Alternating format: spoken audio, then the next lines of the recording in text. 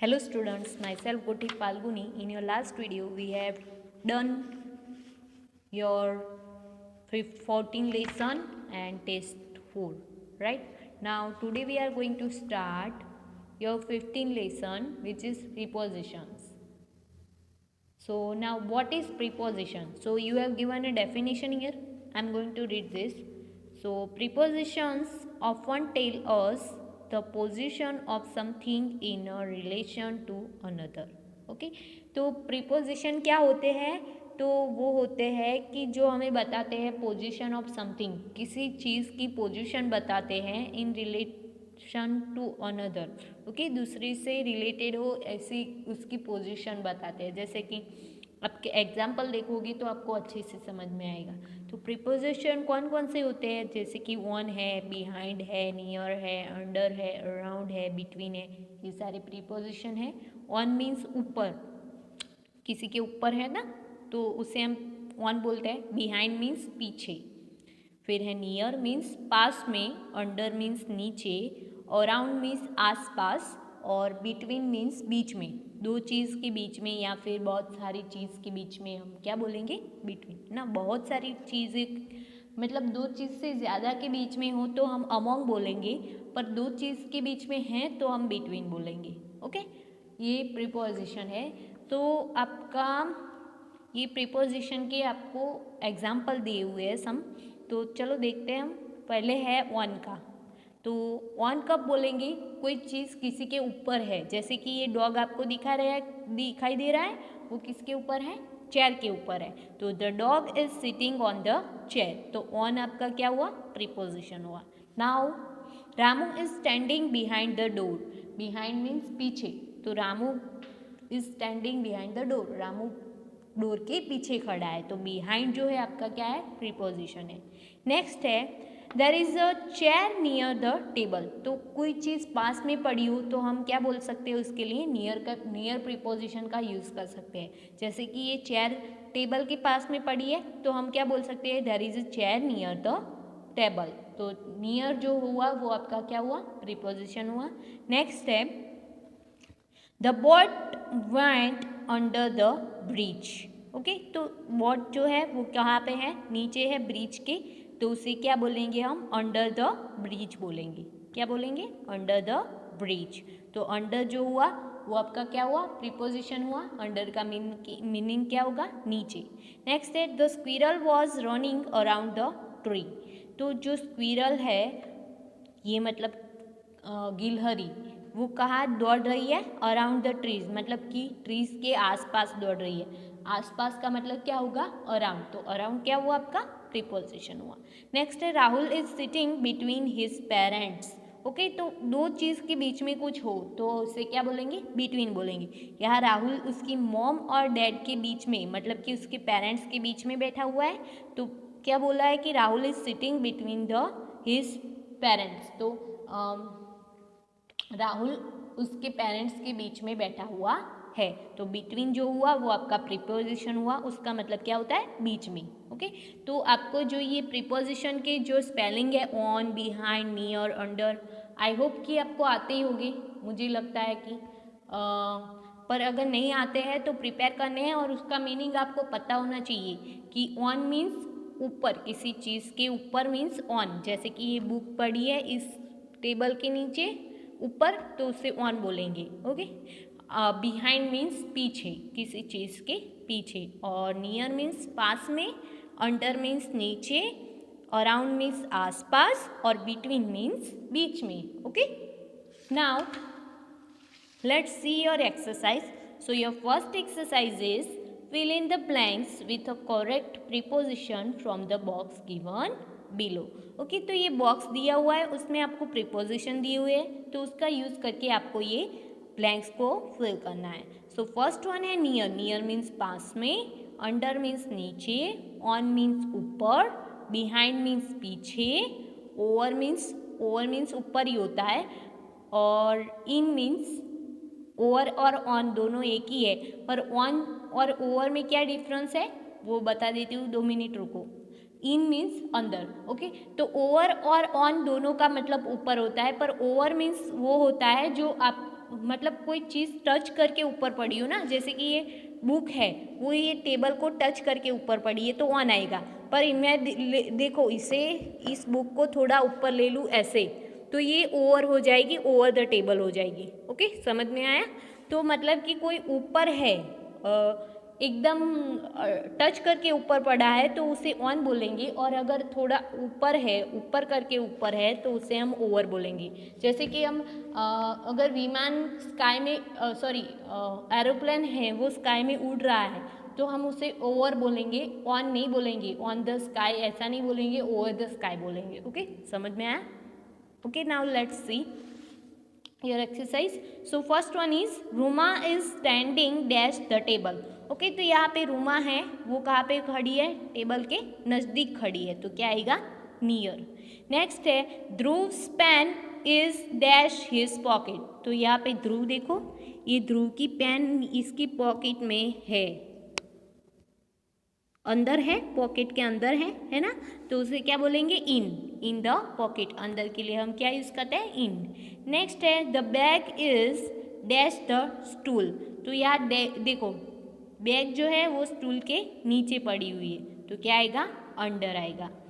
Next है two little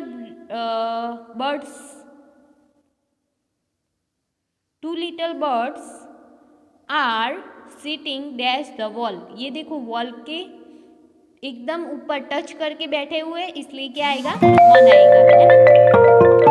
एकदम wall को टच करके ऊपर बैठे हैं मीन्स वन आएगा।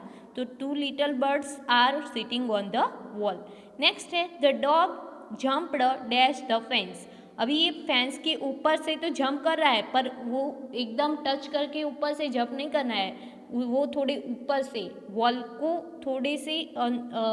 थोड़ी सी डिस्टेंस से लेके फिर जंप करेगा ना, तो इसलिए ओवर आएगा। ओके, समझ में आ गया? और ऑन और ओवर का डिफरेंस।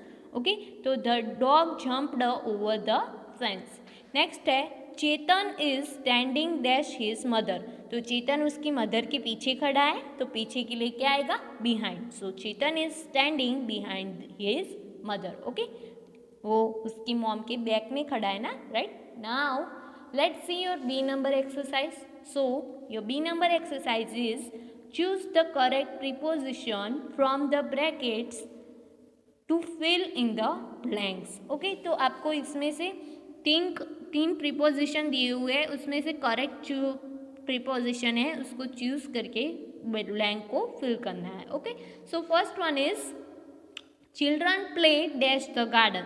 जो चिल्ड्रन कहाँ पे प्ले करेंगे? ऑन गार्डन, गार्डन के ऊपर तो प्ले नहीं करेंगे, राइट? अंडर, नीचे भी नहीं करेंगे। इन, गार्डन के अंदर कर सकते हैं ना, तो क्या आएगा? इन आएगा। नेक्स्ट है I can not listen to you properly come dash. तो मैं तुम्हें अच्छे से नहीं सुन पा रही हूँ, कम अंडर मतलब नीचे आओ, ये तो नहीं हो सकता। ओवर मतलब कि ऊपर, पर ये भी नहीं हो सकता। नियर मतलब कि पास में आओ, है ना, तो ये ठीक है ना, तो क्या आएगा? Come near. नेक्स्ट है the house is built dash a hill. तो हाउस बांधा गया है कहाँ पे? हिल पे। तो ऊपर पर आएगा या बिटवीन आएगा या इन आएगा? तो बिटवीन तो नहीं आएगा, हिल के बीच में नहीं बांधा गया है ना, फिर इन अंदर भी नहीं बांधा गया, ऑन हिल के ऊपर बांधा गया है, तो क्या आएगा? ऑन आएगा। नेक्स्ट है the gardener was standing dash two trees. अभी दो चीज के बीच में आएगा तो क्या आएगा? बिटवीन आएगा ऑलवेज, राइट? सो क्या आएगा? The garden was standing between two trees, तो यहाँ पे क्या आएगा? बिटवीन। नेक्स्ट है the monkey jumped dash the wall. तो वॉल से जंप करता है मतलब कि वो टच करके तो जंप नहीं करेगा, मतलब ओवर ऊपर से है ना, ऑन नहीं आएगा ना, ऊपर आएगा। अंडर नीचे से भी नहीं करेगा जंप, और इन अंदर से भी नहीं करेगा, है ना, सो क्या आएगा? ओवर। नेक्स्ट है the frightened cat hid dash the bed. तो मतलब कि डरी हुई कैट, तो हिड मतलब कि छुप जाना, तो कहाँ पे छुप गई? अंडर, ओवर और ऑन, तो वो बेड के नीचे ही छुपेगी, ऊपर तो छुपेगी नहीं, राइट? सो क्या आएगा? अंडर। नेक्स्ट है my school is dash my house. मेरे स्कूल मेरे हाउस के बीच में है, बीच में तो है नहीं, राइट। अंडर मतलब कि नीचे, नीचे भी नहीं हो सकती। नियर, हाँ नियर हो सकती है ना, मेरी स्कूल मेरे घर के पास में है, सो क्या आएगा, नियर। नेक्स्ट है do not walk dash me come in front. Okay, तो मेरे पीछे मत चलो, आप ऐसे ही बोलोगे ना, मेरे पीछे मत चलो, फ्रंट, कम इन फ्रंट मतलब कि आगे आओ, तो बिहाइंड मीन्स पीछे मत चलो। Do not walk behind me come in front. Next है Nanu sleeps dash her mummy and daddy. Okay, तो नानू कहाँ पे सोया हुआ है, मम्मी और डैडी के बीच में, तो दो लोगों के बीच में मतलब कि बिटवीन आएगा, राइट।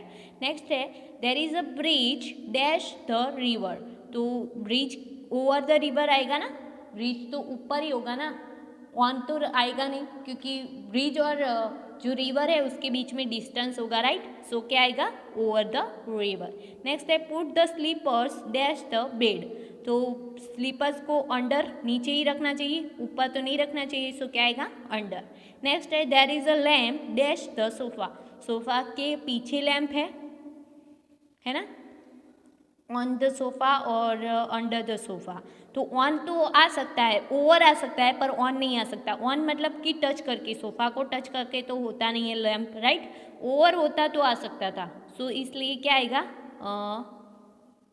बिहाइंड आएगा, पीछे, सोफा के पीछे क्या है, लैम्प है। नेक्स्ट है the fish lives dash the water, तो अबव वाटर, इन वाटर और वाटर, तो फिश कहाँ पे रहती है, इन वाटर रहती है ना, ऊपर तो रहती नहीं, और अबव मीन्स भी ऊपर ही होता है।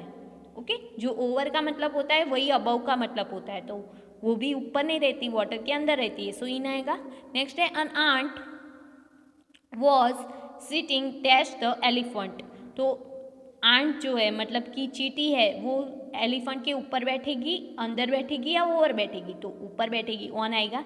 ओके, टच करके बैठेगी इसलिए ऑन, अगर थोड़ी ऊपर होती तो ओवर आता है ना, ओवर तो नहीं आ सकता। नेक्स्ट है the barber placed a mirror dash me before cutting my hair, तो बार्बर ने मिरर रखा, कहाँ पे रखेगा, अगर आपके बाल काट रहा है तो आपके आगे ही रखेगा ना, तो बिटवीन तो आएगा नहीं, बीच में नहीं रखेगा। इन फ्रंट ऑफ मतलब कि हमारे आगे, फ्रंट यानी कि आगे, तो आपके आगे रखा ना, तो इन फ्रंट ऑफ मी।